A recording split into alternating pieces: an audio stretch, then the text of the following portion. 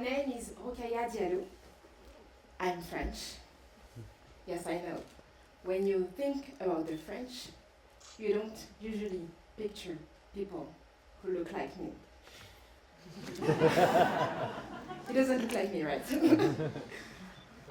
Although my name may not sound French, I'm sure that you can tell it, that I'm French from my accent. I am what some scientists refer to as third culture kids, TCKs. So TCKs are children who were raised in a culture that is not that of their parents. They have been able to move from one culture to another, creating a mix of the two cultures, therefore creating a third culture. My parents are from Senegal, in Africa. They immigrated to France, where I was born.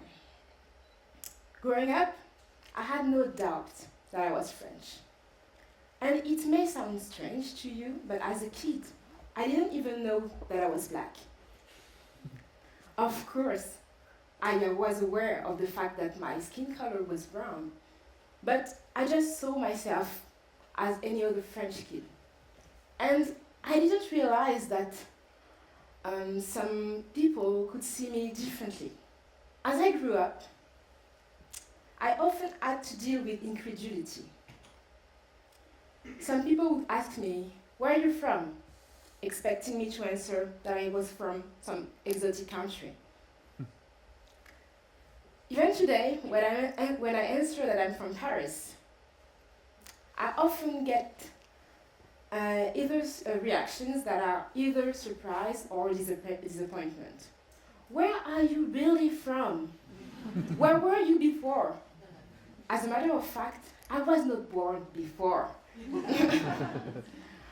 When I eventually named the country my parents are from, which is Senegal, you remember? People always mention other African countries. Oh, I have been to Nigeria. Oh, I just saw that documentary about Mali, as if all the country was the same. And I even get silly questions like, "Do you speak African?" Nobody would ask me if I speak European, right? And I can tell you how many times I have been congratulated on my French. "Oh, your French is so good, tu parles tellement bien français. How come you have no accent? Where did you learn it?" Well, I am French. There are dozens of other examples. For instance, parties. When the DJ has the good idea to play some Africanized music, everybody turns toward me, stare and stares, as if to say, "It's your song, it's your music, show us how you people dance." As the French director Isabelle Bonny-Claverie would say, I am too black to be French. Of course, being black in a country that is designed for white people is an experience that I share with millions of other people. We don't fit into the norm. If you are black in my country, it is very uncommon to see people who look like you on TV or in cinema. If you buy a women's magazine, you have very little chance to see the faces that looks like yours, because you do not fit into the norm. Even if in your most ordinary daily activities, you are faced with your blackness. For example, if you want to buy your chocolate cocoa, you have that. If you cut yourself and you need a Band-Aid, you are very unlikely to find one that would match your skin color. These Band-Aids are meant to be invisible on white skins, but on my skin, that would be the only thing you would see. And even today, I was really amused when I found out that the microphone I was supposed to wear was designed for white people. I'm sure that's the only thing you see on my face. It's so obvious. Another example, if you need glasses, it's not really easy to find glasses that would fit comfortably on the bridge of your nose. Because most glasses are not adapted to the nose shape of people from Asian or African descent, because we do not fit to the norm. And another example, if I need a new haircut, I can't go to any hairdresser. Why not?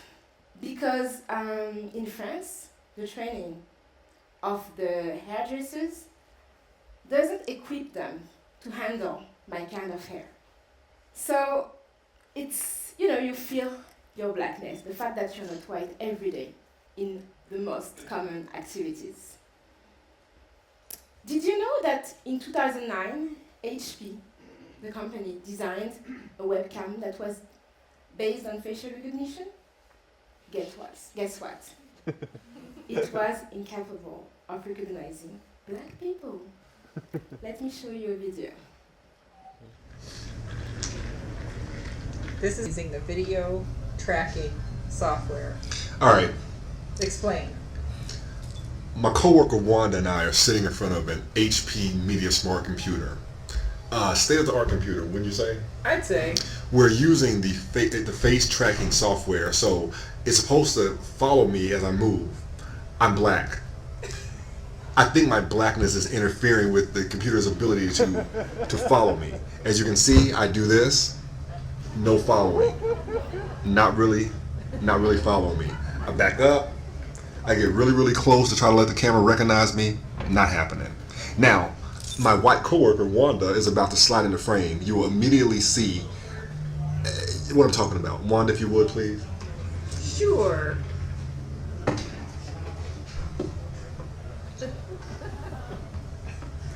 Now, as you can see, the camera is panning to show Wanda's face. It's following her around.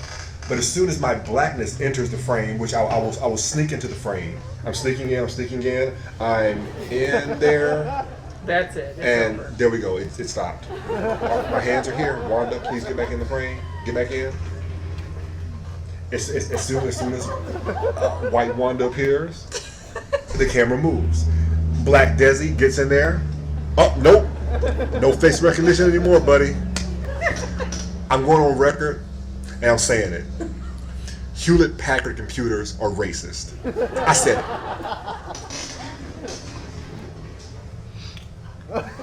Hey, hold on.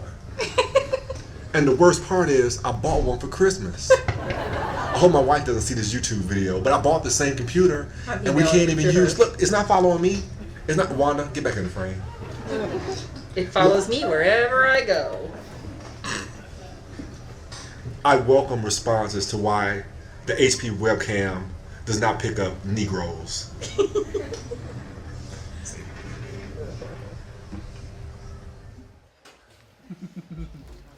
So, all those brilliant engineers working for HP didn't even think that everybody was not white. When it comes to minorities, everything is ethnic. Ethnic food, ethnic jewelry, ethnic fashion, as if white people didn't have any ethnicity. I'm sure that for the most of you, none of these facts has ever crossed your mind. When you are white, you don't have to deal with these kind of issues. You fit into the norm. But it's not because it doesn't concern you in your everyday life that it's not your problem. Racism concerns everybody, and if you ignore its consequences, you are part of the problem. To mark my point, if I make a parallel with sexism, I am sure that every woman in the room knows exactly what street harassment is. We are sometimes exposed in the streets to unwanted comments or gestures. Some men may perceive them just as compliments, but to us, women, these comments are not flattering, but sexist. You need to be in a woman's body to feel it, but it doesn't only concern women. In order to end street harassment, men need to be aware of it. Because the privilege you have of not dealing with sexism or racism ends up being our burdens. So please, educate yourself. All these basic moments that you enjoy in your everyday life are privileges that are not always part of ours. Think about it on a regular basis. So, if someone comes to you and talk about positive discrimination, that I prefer to call affirmative action, listen. It's not some kind of special treatment that we're getting. Racism is what has shaped our lives and limited our opportunities. So affirmative action is just a way to shift things over. When we talk about our experiences as minorities, please stop doubting. You don't know. Since the day we were born, we have been living these experiences. So please, try not to explain us how we should feel or act.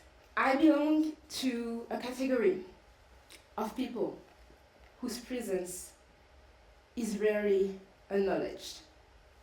People who do not exist in the mainstream narrative. People who do not fit into the norm. The others. Those referred to as they, them. That is why I decided to become a journalist, a writer, and a filmmaker. I was fed up with people who knew nothing about my experience and always spoke on my behalf. I wanted to make people acknowledge the presence of those who did not correspond to what has been defined as the norm. So how to assert yourself in a world that is not designed for you? To make the world embrace who you are, you need to tell your own truth. You need to break the official narrative to rebuild a new one. You need to add your story to what is called history. If people really need to put a label on you, to put you in a box, tell them who you really are. And then, don't be what they expect you to be. Be disruptive. Claim your identity, even if it makes people uncomfortable. Define yourself in your own terms. And who you are really depends on context. Today, I feel French because I'm in Luxembourg. But in France, I feel black. In Senegal, my parents' country, nobody cares about my blackness. And in a male assembly, it's my womanhood that would come up. Our identities are complex, and they evolve according to context. There are many facets to identity. I don't need to fit to any norm. I am a proud third culture kid, a proud TCK, proud of my cultures, proud of my blackness, proud of my roots, proud of who I am. It's a blessing for Europe to have TCKs. Europe should not be afraid to lose its so-called real identity because we're part of it. We feed right into it and enrich it. The real question here is not who may or may not fit into the norm, but the norm itself. Thank you.